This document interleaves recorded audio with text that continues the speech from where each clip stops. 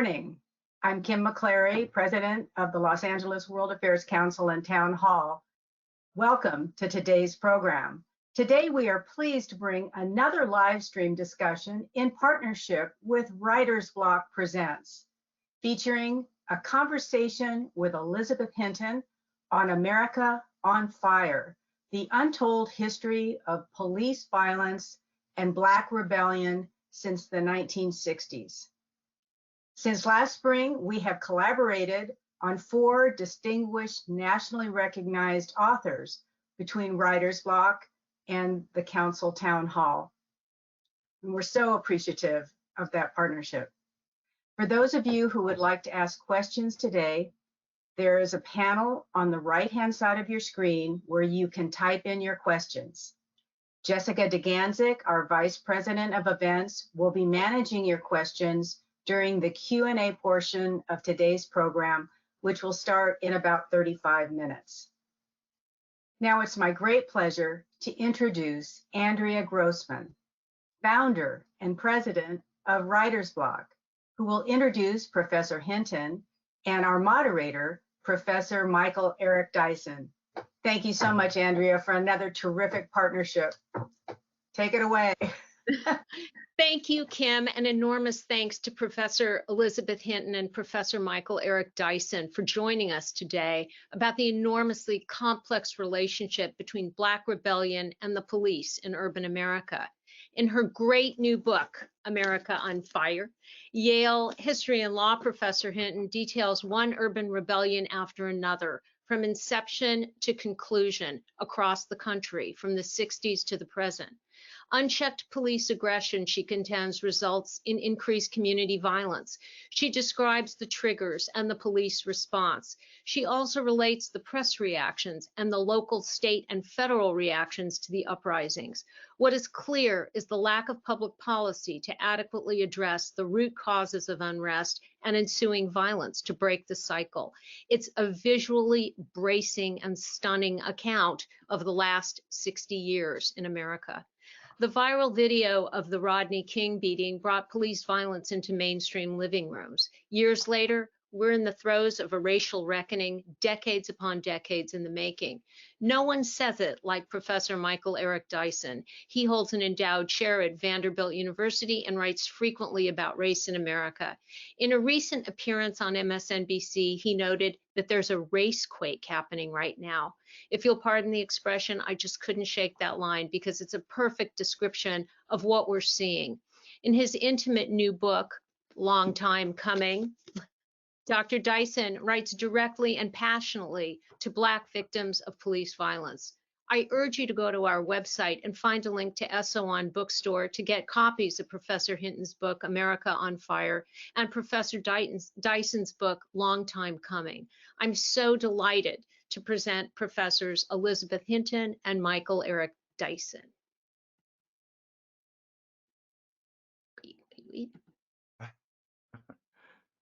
Amen. Are we here? All right. Wow, what an honor it is to be here. Thank you so much for that gracious introduction. And Writer's Block, and Professor Elizabeth Hinton has anything but a writer's block, but she's part of a writer's block, but she's on the block writing. So the point is that we have an extraordinary and engaged scholar here who lives out what a lot of people theorize about when they talk about the great tradition of a Du Bois or an Anna Julia Cooper. People who think well, who are cerebrally acute, and yet who are able to translate that into practicable, digestible formulations that can provide a framework or a blueprint, depending on what your chosen metaphor is, for real action. And, you know, people say that all the time, they want to do that. But to me, this book, and if you, I mean, I'm glad they mentioned my book. If you got enough money after you buy this book, then go on and copy. But if you ain't got money but for one, buy this one. Robin Kelly said, if you want to understand the massive anti-racist protests of 2020, put down the navel-gazing books about racial healing. Well, I ain't talking about racial healing. I'm talking about racial reckonings. However, if you I'm with him on that. If you can't buy but one, buy this book, because it's an extraordinary analysis and a rethinking really shifting the paradigm. I know Kuhn in the second volume of Scientific Structure of Scientific Revolutions talked about a paradigm shift, because you had a theory. A paradigm is a theory about how the world operates. And then you have disconfirming evidence that comes along. Then the accumulation of disconfirming evidence leads to a crisis. And the crisis leads to a shift in paradigm. This is what you got right here. This is paradigm shifting. I ain't just saying that. I done read a bunch of books on this stuff. This right here is the real deal. It made me think differently about the whole range of what we saw. And for those of us who are already attuned to trying to take the side of those who have been victims of white supremacy, racial capitalism at its worst moment, and the undermining of the integrity of everyday people, this book puts it on the line and does it in such an edifying fashion. So I want to say welcome, of course, to Professor Elizabeth Hinton. You knew she was at Harvard, now she at Yale. She just skipping these Ivy League schools like she playing them to the left. That's what she does. But at the law school, big time, as well as in the School of Arts and Sciences, and a historian of the first order, a remarkable thinker, and yet an accessible, beautiful writer with eloquence and charm in the old school Weberian sense of that word. So Professor Hinton, thank you so much for writing this book. And thank you for letting me get on board, you know, and do one of these events. I see the big time people you hanging out with, so I'm glad I'm just up in the number to be able to hang out. So, well, thank you. Let me just say first, Michael, Dr. Dyson, thank you so much for your generous words about the book, for bringing us to church, and for being such an old and dear friend of mine. It's truly an honor to get to discuss this work with you. And also, of course, to Writer's Block, the World Affairs Council, and my favorite bookstore in the entire country, Essa for hosting us, and all of you for coming and joining the conversation. I'm looking forward to your questions as well. Bless you for that. Essa one of the brothers from Detroit. That's my city, you know, and she got Detroit lit up in here, y'all, but lit up in a different way. So I'm sorry, I'm biased. I got to start there, but I want to start more broadly in thinking about what you do in this book, because when I talk about shifting the paradigm, even when people are defending those whose backs are against the wall, those who have been historically marginalized, the great Martin Luther King Jr., to my mind, still the greatest American we've ever produced. He ain't had no official office, and yet from the spot of a private citizen, he changed, along with an army and battalion of others, the language and vocabulary, and indeed the grammar of American democracy and quest for social justice. But King said a riot is the language of the unheard. You are arguing about what's going on here in this fantastic book about riot and rebellion. And some talked about insurrection and insurgents, although insurrection has been hijacked by the cats on January 6th over here that Mitch McConnell and Kevin McCarthy can't even acknowledge as necessary. And I want to ask you about this. I don't want a soapbox, but I got to say this right quick. Oh, you're supposed to be with the police. You're supposed to be down with the police. You can't even stand with the Capitol Police on trying to have a 9/11 commission on what happened on January 6th, because your real fealty, your real fidelity, your real loyalty ain't to police, it's to white supremacy. It's the maintenance and preservation of whiteness as your religion to which you defer. Your fideistic commitment is driven on and predicated by your commitment to whiteness. But anyway, having said that, this is your thing, not mine. Talk to us about the difference between riot and rebellion linguistically, and what that linguistic distinction means ideologically and politically, and to people on the ground. Right. So the language that we use to describe this political violence is really important, right? Because from jump, when the first kind of major uprising incident of Black collective violence happens in Harlem in 1964 in response to the killing of a 15-year-old Black high school student by New York City police, Johnson labels the violence as criminal, as meaningless, and immediately makes distinctions from what happened in Harlem and 8 other cities, including Rochester, New York, where the National Guard had to be called, and the Civil Rights Movement. And yet, in doing so, and making this distinction and saying that the riots, the so-called riots, were nothing other than criminal and tied to juvenile delinquency problems and propagated by a bunch of hoodlums, as Johnson said, or thugs, he and other officials failed to acknowledge that the root causes of this form of political violence were shared with the mainstream civil rights movement.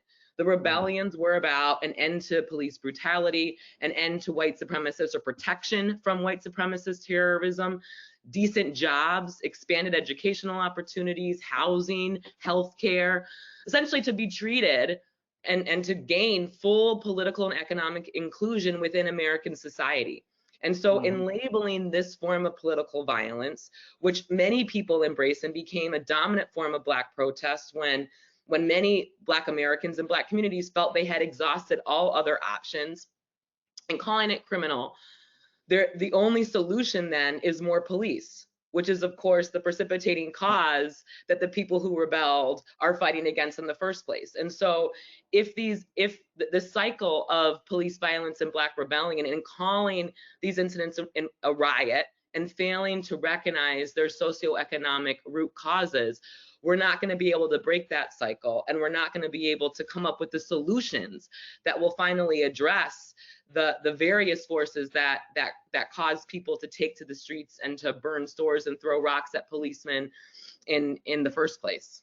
Yeah, no, brilliantly stated. And we talking about LBJ again, you know, pound for pound, one of the greatest presidents ever for Black people ever. So that's what the good dude, right? That's what the guy who's like really on our side in so many other ways. Because when you talk about jobs and education, healthcare, I think he's resources and so on.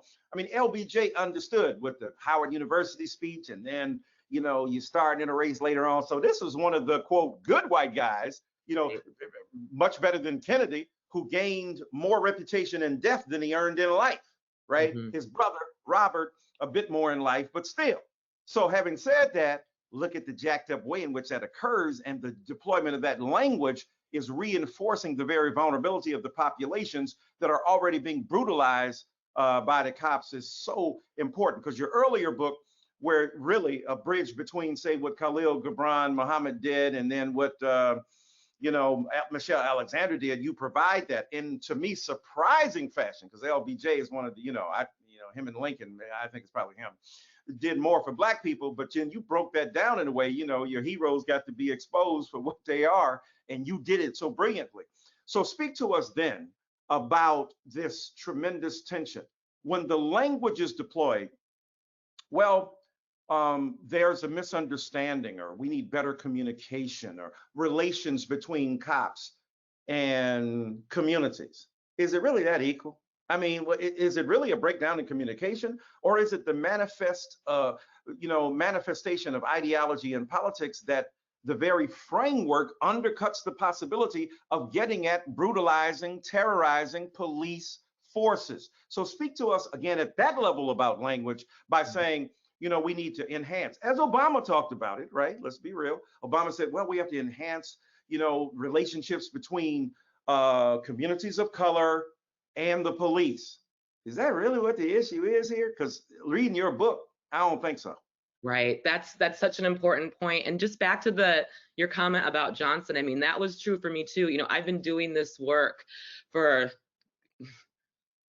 nearly 2 decades now. I can't believe it. I'm aging myself, right? And when I started researching the first book, which is a history of the development of national crime control policies, I thought that, you know, the origins of mass incarceration and modern policing were in the 80s with Reagan, just like everyone else. Then I had to go back to Nixon, and then I had to go back to Johnson and Kennedy. And it's really difficult to grapple with the fact that, you know, the modernization of American police and the expansion of law enforcement began at the height of the civil rights movement and progressive social change. And so much of this, then, that reality forces us to reckon with the shortcomings of liberal social policy and officials like Johnson's own racism and assumptions about Black pathology and Black behavior that deeply, deeply shaped the policies that they supported. And part of, you know, the consequence of those assumptions about pathology and behavior prevented them from embracing the systemic solutions, I think, that would allow us to get out of that, as you were talking about, Dr. Dyson, that, kind of like, well, all we need is improved relations between the police and the community. All we need is to train our officers better, and we have some body cams, and you know, this problem is going to end. No, it doesn't end with better training. It ends with a different set of resources.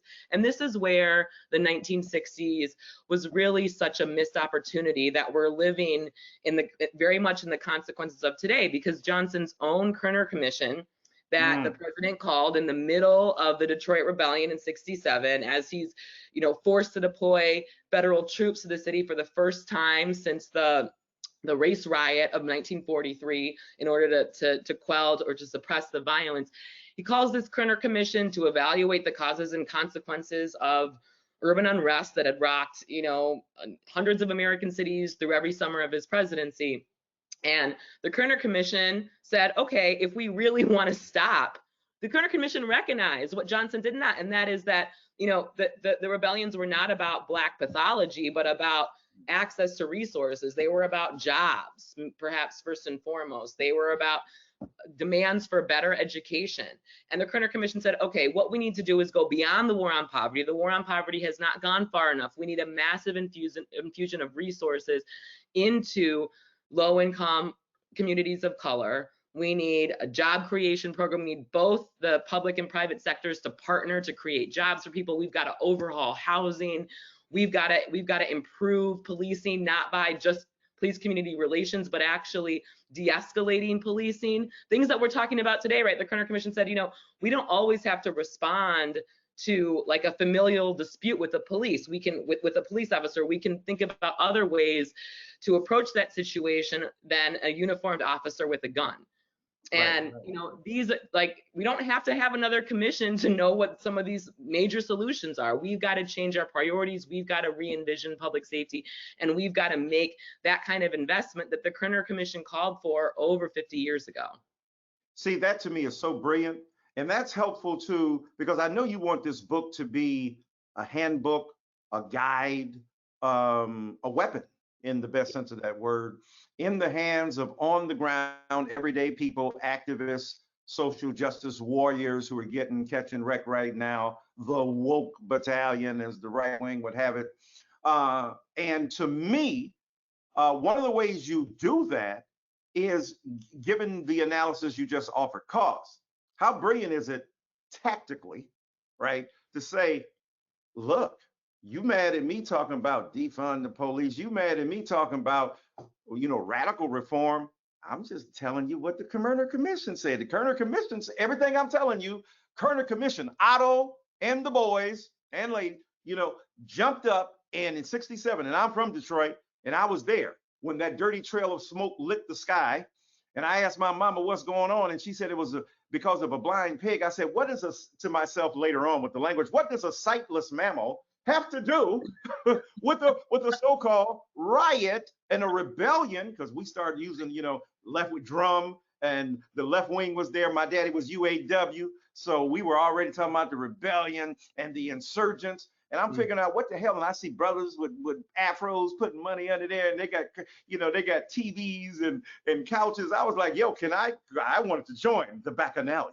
I was like, yo, no, can't go out there. So, but here's the point, that resources, healthcare, but all of this goes back again to the police misbehaving, and the police treating us like trash, and the police seeing us as essentially disposable. And you talk about Detroit, you know, that Kerner Commission, 43, when that quote race riot went down. Look, all these immigrants, Black people migrating from the South, coming, you know, following Henry Ford, saying that you can make some money here. You make $5 a day, you know, and up by then in 43. And the tension between, you know, turning this into a World War II industry to provide weaponry and so on and so forth. So that stuff created real tremendous racial tension. So pathology is present, but it's white pathology, and we don't want to call it that. Pathology is present, but it's not, you know, what happens with Moynihan's report about the coming matriarchy of Black women. It's about the pathology of white supremacy and the pathology of the white family, which is organized around the economic immiseration of Black people. So yeah, there's pathology in families, it just ain't the Black ones. So help us understand, you know, structurally in Detroit especially, I think you call it the crucible in terms of the late 60s and early 70s, Newark and Detroit and, all these cities. And you put in some cities, I was like, well, damn, I didn't, stuff was going down. I'm like, that is eye-opening to me. So speak to us about why pathology, white supremacy, family structure, but in the dominant culture has a lot to do with the structural issues that people of color confront as well. So you're blowing my mind, Dr. Dyson, and you're pulling me in all kinds of different directions. I'm getting really excited. So I'm going to try to capture everything that you said. But let me also just draw everyone's attention to an important point that you made too, in talking about how your family, UAW auto workers, my family as well, it says we were in Saginaw, Michigan, a little bit north of Flint, not Detroit. But referred to the violence in '67 as a rebellion. That was another reason why I really wanted to use that terminology, because most or many of the people who participated in this form of protest did not see themselves or call themselves as rioting. They saw themselves as rebelling. And this book is about really trying to take the participants' grievance seriously, and part of that is honoring how they characterize their own actions rather than a label that somebody else put on. But thank you for that.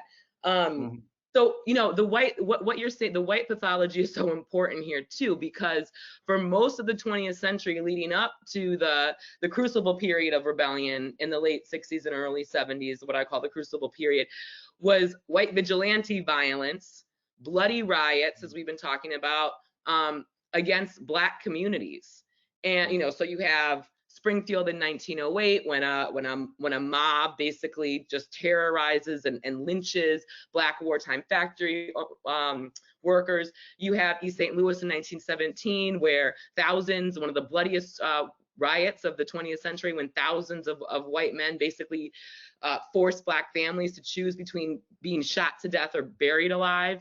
You have, of course, and we're coming up on the anniversary of the Tulsa massacre, the decimation of the thriving Greenwood community in 1921, and then the World War II era race riots, right, in Detroit and other communities. And it was only when Black people began to fight back and demand, against repressive and exclusionary institutions, and uses political violence to make a series of civil rights and human rights demands, that these so-called riots were pathologized in a way where they were seen as criminal.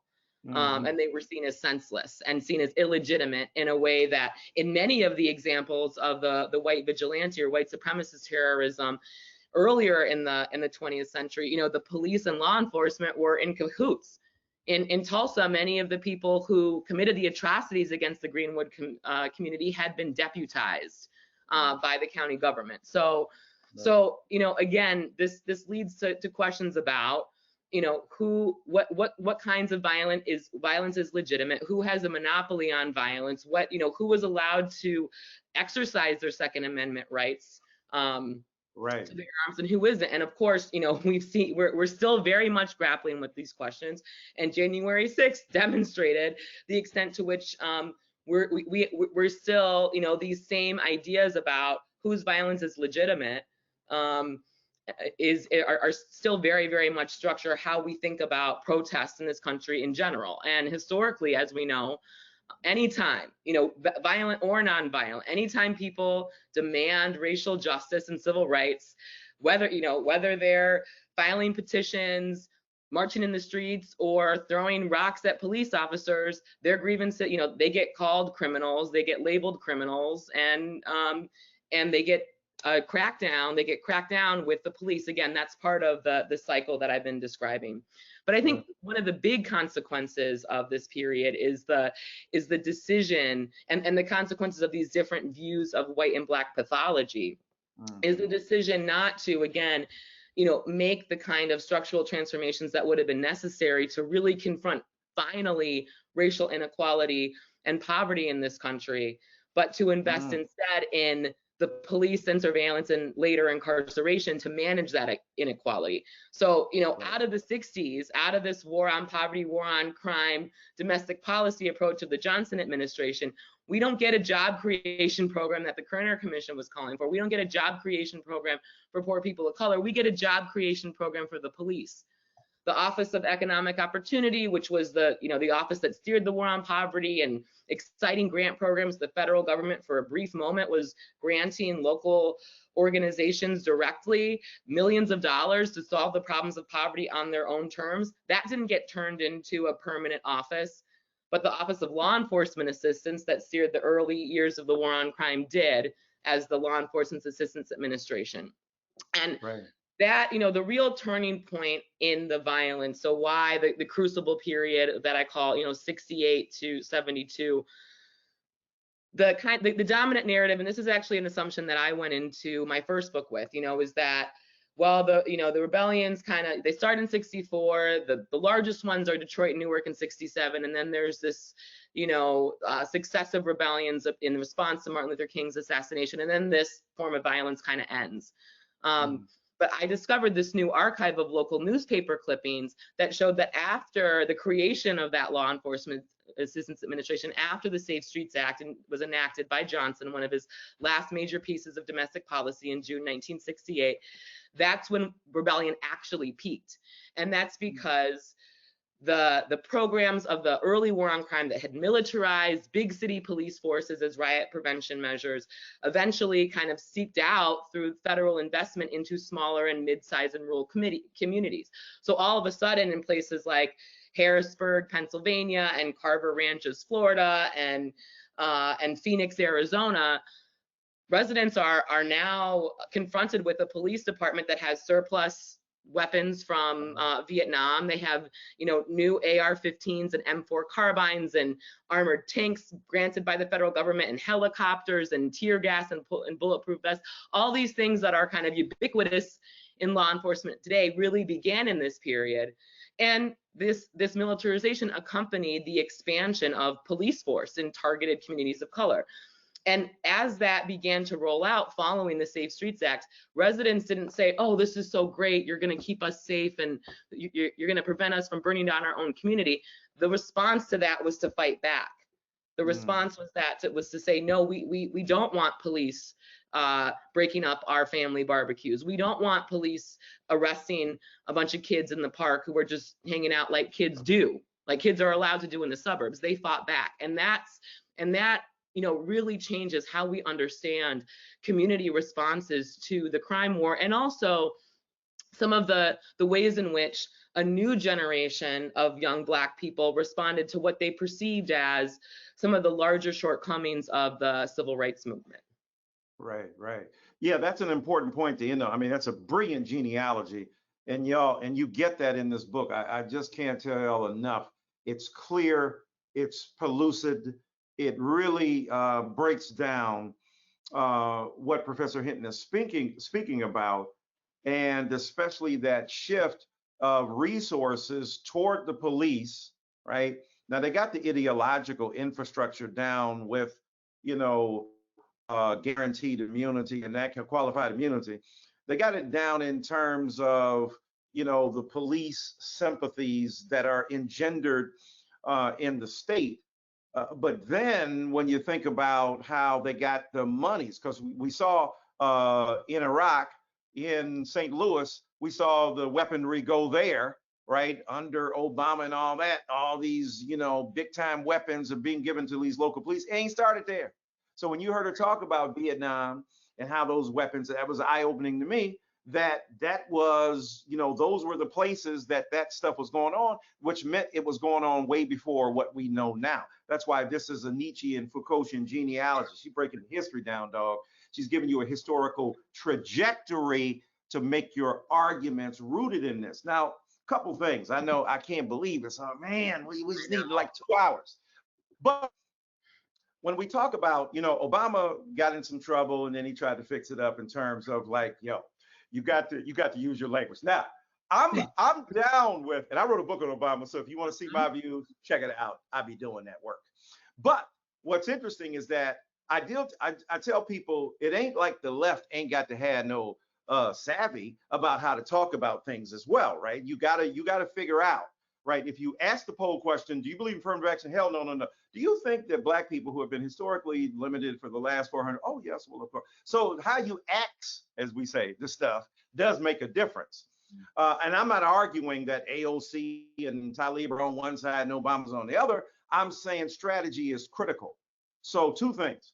First of all, the good Negro versus the bad Negro, right? The civil rights movement was, it's always amazing to me. I see white folk quoting the civil rights movement, but you hated it when it was here. How you gonna be using that as the legitimate point when you called him Martin Luther King, when you shot and killed him? He ain't alive because you thought he was a problem. So excuse me for thinking, well, damn, if you liked it so much, I hate to see if you hated it. So you now deploy because you're disingenuous. You don't really like it. You just want to use it against the people you don't like and the stuff that's been accepted.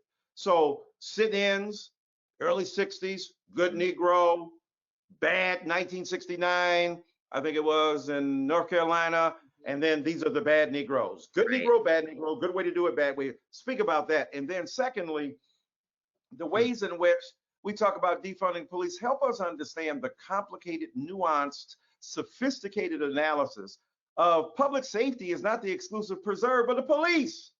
There are other measures, means, and motives and mechanisms to distribute public safety in an environment where we all want to be safe, but not at the expense of fellow citizens who were rendered vulnerable. Because I thought about Ma'Khia Bryant, and when you were talking about, earlier, there are other ways you can go about. I haven't seen white folk with machetes. Yep. Don't get shot. And you can't take down a 15-year-old girl with a knife. And I see two other cops standing over. Y'all could have tackled the girl or shot her in the leg or whatever you gonna do. Stop it. You ain't concerned about the black woman that was gonna get killed because you done displayed that all together. Anyway, please explain both of those. Well, that goes actually. I mean, that the Ma'Khia Boyd example goes back to the different pathologies. Last summer, Kyle Rittenhouse, after shooting 2 people with a military weapon at a protest, walked past tanks of police officers with his arms in the air, and they didn't do anything.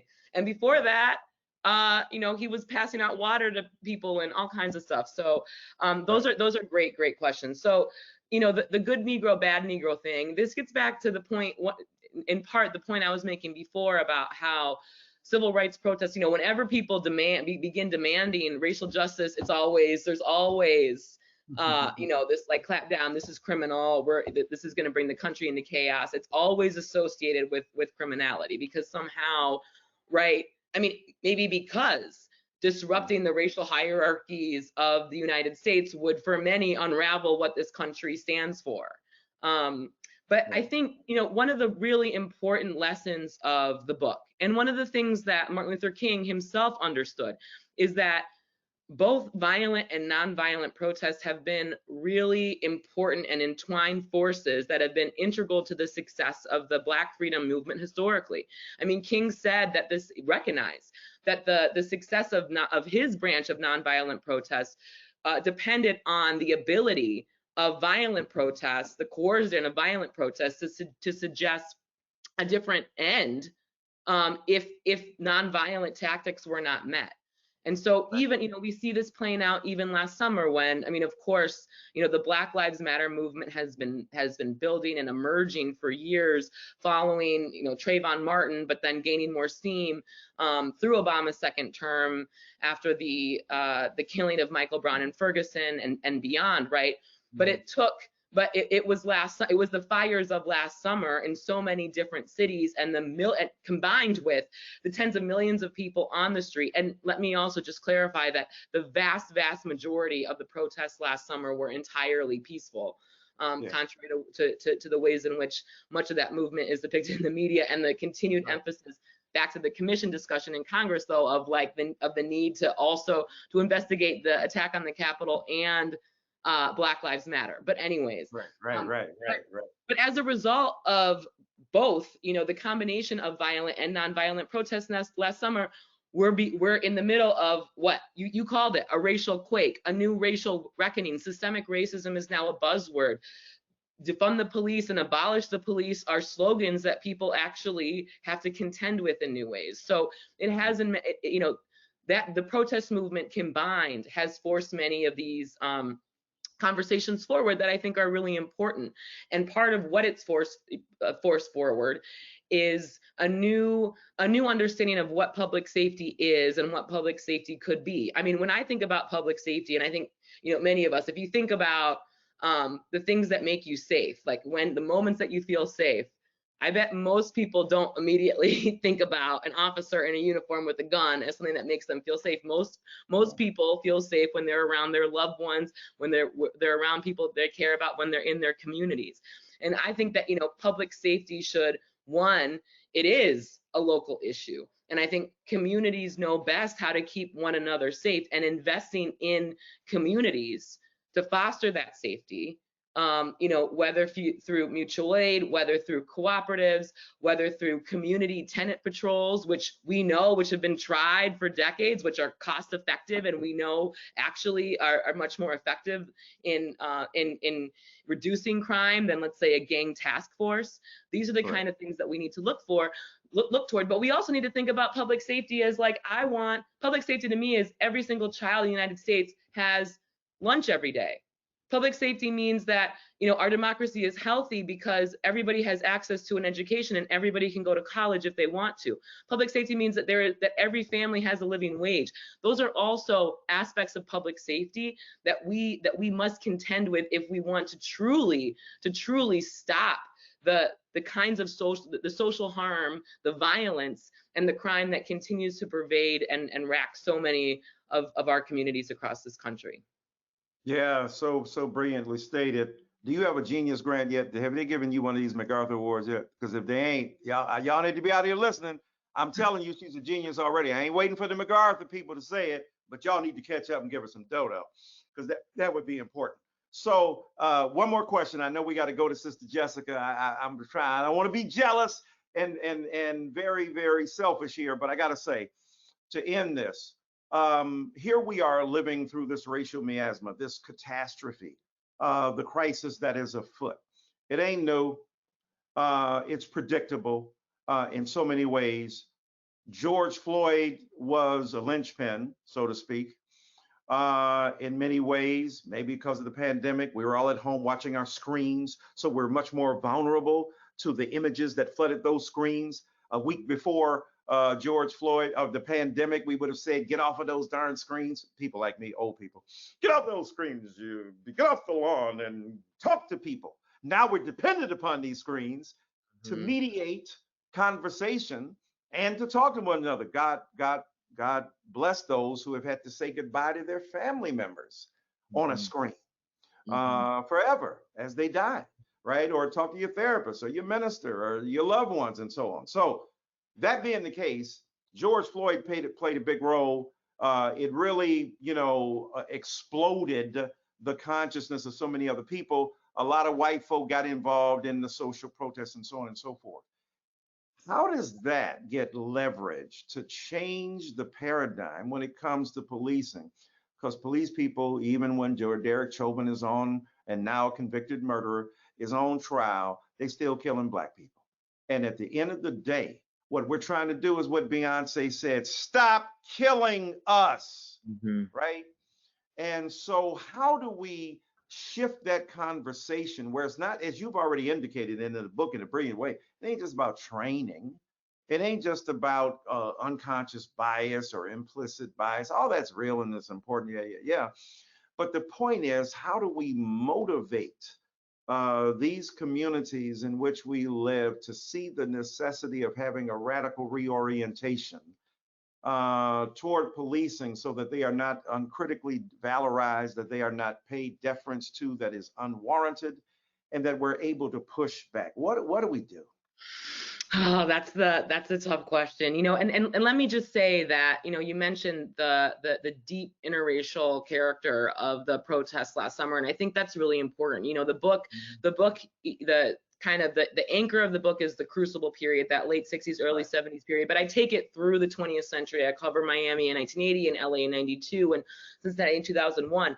And one of the big differences that I want to emphasize between Ferguson onward and what happened in the earlier period is that all of the protests in recent years have begun peacefully, have begun as peaceful protests, have begun as peaceful vigils, and police came in with tear gas and with their batons and escalated the situation and precipitated the violence, which I think is really important. So there are important distinctions, and I think that, you know, the fact that we saw protests for Black lives and racial justice in so many majority white communities, some all white communities, really, you know, shows us that I would like to think the majority, maybe just over the majority, near half of Americans want our domestic policies to be based on the principle of equality, want us to really finally confront racial discrimination, and want a different set of investments, because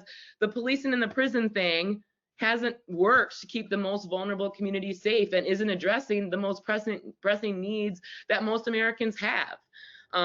Healthcare, jobs, educational opportunities for their family, how they're going to be able to feed their families at night. You know, these are the questions that I think are on people's minds. And, you know, we have an enormous set of challenges before us, because, you know, we have to begin to change hearts and minds, and that's, you know, that's hard. That's been the long struggle, right? And that's, you know, that's why I wrote this history, because I don't think that we are going to be able to figure out, to one, identify the path forward and to really understand where systemic racism comes from without identifying historical developments and historical patterns. And that's a huge reason why I wrote this book. I mean, it is a small contribution to what I think are growing conversations about the most pressing social issues facing the United States today. All right. The only thing I'll disagree with Professor Hinton on is that last penultimate statement, I should say, where it's a small contribution. It's a huge contribution. We ain't even touched the surface, man. Oh man, I just need to follow you on all the whole, you know, tour. Sorry, Kianga, and all the other good people. I ain't mad. Y'all are great, but you know, Professor Hinton and I, we got history, so we go back like babies and pacifiers. But a tremendous book.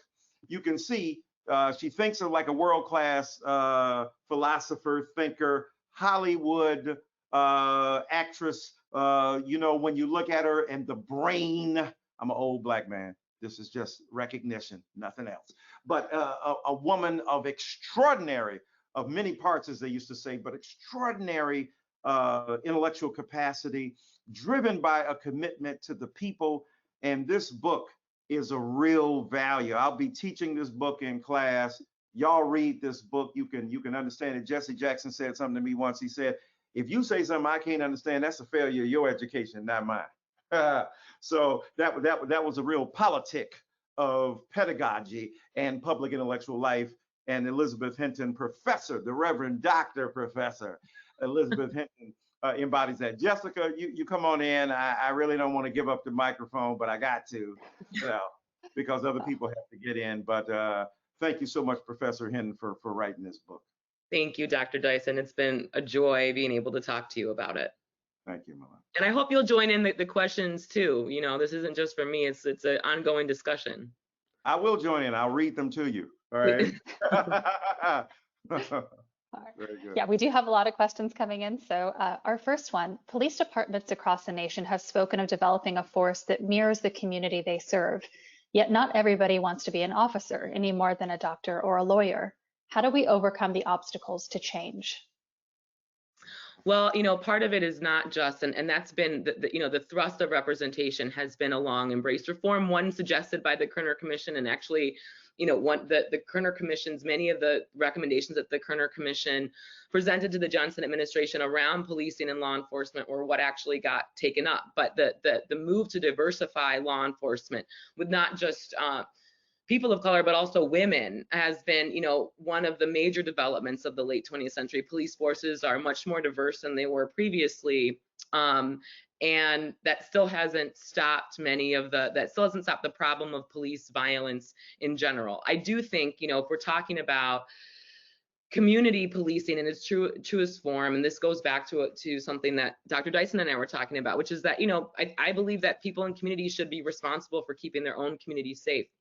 So we're talking about things like residency requirements and things like that. I think that could go some way to addressing some of the tensions between police and the community. Because of course, if you're not an outsider, if you're living in the community, and most police officers are responsible, who are on the beat in low-income communities of color, don't live in those communities, and so they have less of a stake in those communities. And there's so much fear on both sides. The residents fear the police, and frankly, the police officers fear the residents, which is partly why we get these, people are so trigger happy. We get these incidents that we get killings that could have easily be avoided, and that would never happen in white communities. So I do think that, residency requirements, which is something that has been floated around for a while, could make a difference. But the problem that you're getting at, that is in terms of recruitment. People don't necessarily want to join, to be a part of a police department, and the underlying problems of policing itself are not going to be resolved through representation. We really have to rethink some of the fundamental logics of American policing in general, and what the purpose and function of policing is, and police officers are, and whether or not there could be other figures or institutions who could be brought in to respond to things like a mental health crisis or domestic violence outside of the police, who are, especially in poor areas, the kind of the state solution to everything. So, if your kid is on drugs and you feel like they're threatening you, you can't get them, if you're poor, you can't get treatment for them. The only people you can call is the police, who will come and arrest them. And so we need to invest in other institutions to provide communities with a different set of solutions. And representation itself, and even, residency requirements, I don't think are going to entirely solve that. Historically, many of the most prolific and influential Black voices confronting inequality were or are rooted in their faith. Can you talk about the historical role of churches and faith to address some of these racial divisions in communities, and how they can lead policy? That's such a great question. And let me also just, in thinking about the kind of ties of the rebellions within the larger Black freedom movement, is that, many churches and church leaders and clergy were instrumental in, not in ways the police were not, in actually, calming the violence down, but also in the aftermath of rebellion, advocating on behalf of the participants as part of a longer struggle for civil rights that many of religious institutions in Black communities had been a part of. So I think, there, and my former colleague and dear friend Henry Louis Gates Jr., of course, has a brilliant new book and PBS documentary on the importance of the Black church historically. But I think, we need, in addition to the church, in order to sustain our movement for freedom and social justice, we need vibrant institutions. And, throughout our history, from slavery to the present, the church has really been the bedrock of our community and the bedrock of freedom struggles. Still muted, sorry about that. What are similarities and differences between the recent discrimination against Asian people compared to the long history of discrimination against Black people?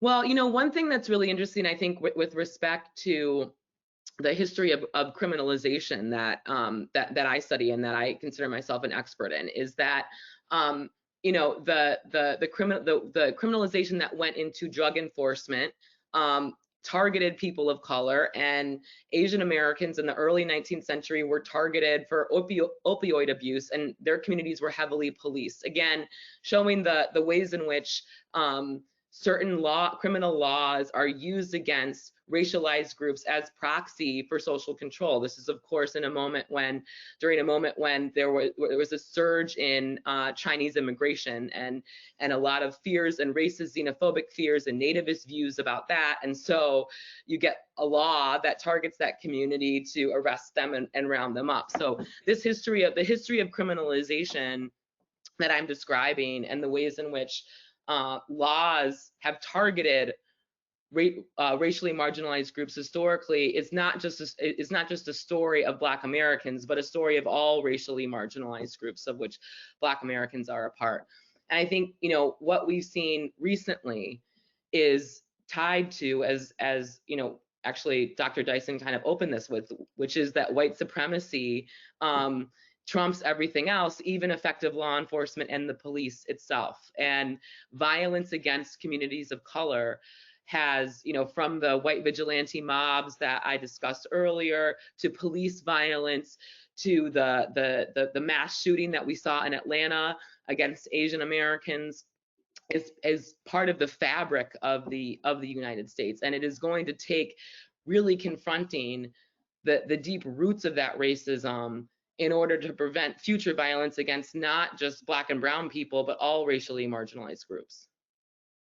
Thank you. What do you think has changed in the last year since George Floyd's death, if anything? And how much of an impact will the Derek Chauvin verdict in Minneapolis have on racial justice? That's another really great question. I mean, I do think that, the past year has brought some conversations forward. Again, we're talking about systemic racism differently. I think there is an opening and an audience for my book that there might not have been a few years ago, but I think now, the extent of police violence is really undeniable. And it's something that, the George Floyd video itself is, of course, tied to the rise of the Black Lives Matter movement and awareness in recent years. That is a consequence of technology. I mean, it's not as if these problems and police violence hasn't been happening, and that's like another big point of the book, for decades, for centuries. But it's just that now all of us have these little cameras in our pockets, and we actually have been able to capture it on video. We actually have proof in a way that we didn't. And historically, and you see this a lot, especially in the 60s and 70s, white communities or people who don't live in the communities where the excessive brutality is occurring have denied the extent of it. It said, well, police brutality is kind of a figment of Black Americans' imagination. But now, because we have this proof, and we know that body cams, which are a celebrated reform among many officials, do not always provide that proof, especially when law enforcement officials refuse to share it, even as they're ruling deaths justified, like Andrew Brown Jr. in North Carolina, but that's a separate story. But yeah, until so we have to get beyond the body cams in order to really address the kind of fundamental issues at the heart. Thank you. Do you think there are arguments that we can make to conservatives that can get them to come along on a journey to reinvesting in communities and away from policing? Well, I think one that has really taken off is the extent to which mass incarceration has created a fiscal crisis for everyone. That it's just been bad. It's bad spending, and that's why you've seen in recent years the right and the left come together on beginning to decarcerate and scale back mass incarceration. It's not cost effective. And so I think if we can begin to show that actually making a different set of investments in the long run is much more cost effective, and we know that. For instance, we know early childhood education programs like Head Start research has proven that they will make it less likely that the children who go through these programs will get arrested in the future. We know that job training programs and jobs for youth at risk lead to reductions in gang violence. These are much, much less expensive than spending tens of thousands of dollars a year incarcerating a young person. And so I think, there's a fiscal argument that can be made, and there should also be a moral argument that we can make. I mean, why we're supposed to be the land of the free, but we're the planet's great incarcerator, and there shouldn't be room for this in a democracy. I mean, I think the question is, and this is, one of the things that we're seeing playing out, whether or not broad swaths of the American public or a section of the American public truly wants this to be a democracy. But there should not be room for the mass disenfranchisement and the caging of millions of people and the supervision that millions of people are placed under in a so-called democracy. We should want that democracy to be vibrant through education and various programs that allow the people of this country to fully flourish. Do you think there is any value in seeking to engage the police departments in community truth-telling / reconciliation efforts, or is law enforcement only concerned about risk management? So I think having been a part of that in Stockton, California, I think it's extremely important. And that's, the reconciliation efforts are part of reckoning with our history. I think that's, really important. One of the things, the Stockton Police Department for some time has done trainings with police officers on the history of police violence and brutality and discrimination. For the past, since 2016, I've been working with the chief of police in Stockton. He opened up the records of the police department to me to assist them in helping to reckon with this history. And actually some of the research that I did over the course of that work, I included in the book on Stockton, so that they could then, instead of talking about the kind of history of police violence more broadly when they train officers, they can actually tie it into the direct history of the city.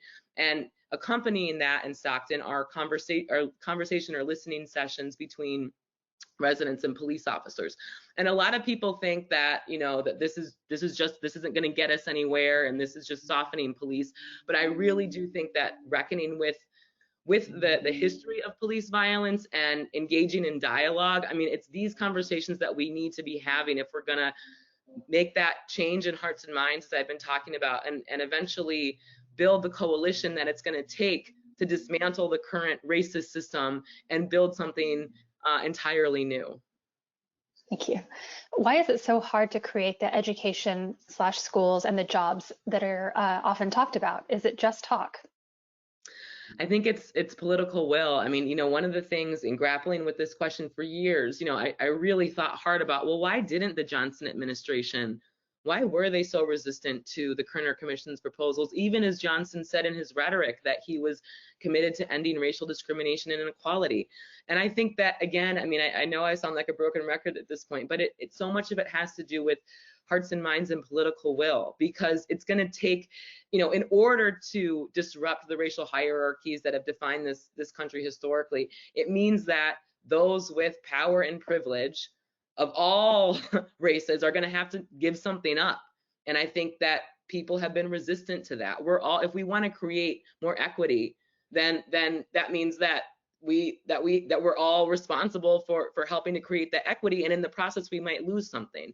And in the process of giving up white supremacy, white Americans are going to lose all of the benefits that come with their whiteness. And I think that's something that's difficult to give up. But as we've been talking about, it seems like more Americans than at least in my lifetime are willing to shed that in order to live in a better country. Thank you. And just one last question before you go back to Professor Dyson. Can you speak a little bit on the role of Black women in the rebellions in the 1960s and 1970s?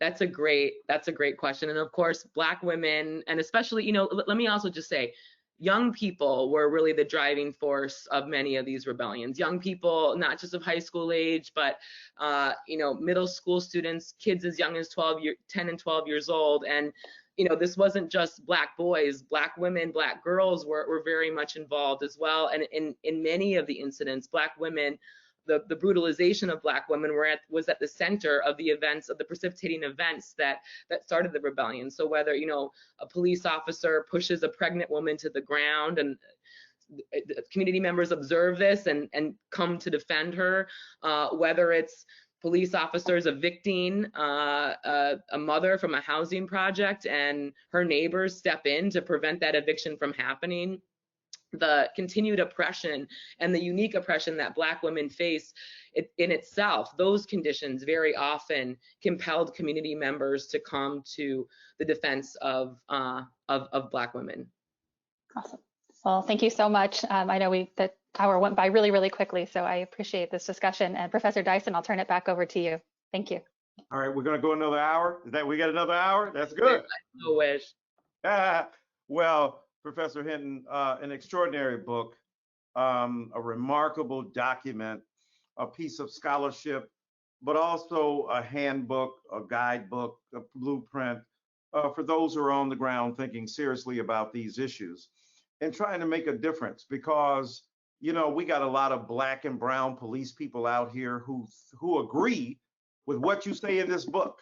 And the question is, how could we ever bridge the gap between those who have those jobs, who want to be amplified in their articulation of these concerns, and hemmed in by, you know, the fealty to the police, the thin blue line, which has been terrorizing communities across the country. But the way in which you break this down so brilliantly is extraordinary. And police violence has hurt so many of us, and it hurts white people as well, those communities. It devastates them morally and ethically and makes them vulnerable to rebuff in the defense of democracy. So I want to thank you for writing this book. Any final words you want to give us before we have to sign off?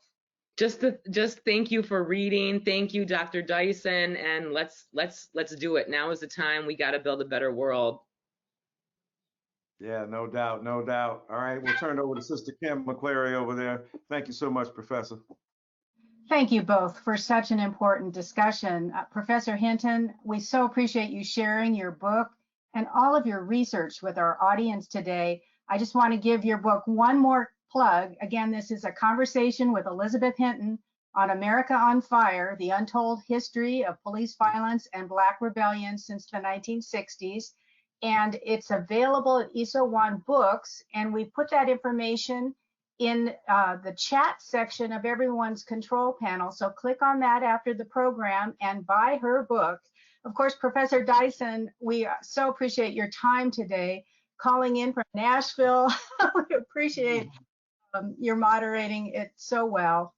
And of course, we would be remiss to not thank Andrea Grossman, the founder and president of Writer's Block, who worked tirelessly to bring you all here for today's program. So thank you to Andrea as well. For our viewers, the Writer's Block and the World Affairs Council Town Hall are nonprofits, and we provide these live streams for free as a public service. So please visit our websites and see how you can support us and sign up for future programs. In the meantime, thank you all for joining us again. This is such an important topic.